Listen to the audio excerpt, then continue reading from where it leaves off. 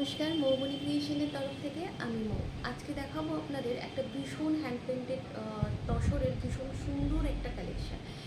Actually collection বলতে বলতে এমন একটা অভ্যাস হয়ে গেছে, অ্যাকচুয়ালি এটা ক্রিয়েশান, মানে আমার নিজের ক্রিয়েশান। তো এখন আমি আপনাদের যে তাসারটা দেখাচ্ছি সেটা পিওর হ্যান্ড পেন্টেড তাসার। এই তাসারটার আমি আরও একটা কালার অপশন দেখিয়েছিলাম, আপনারা ভীষণ পছন্দ করেছেন।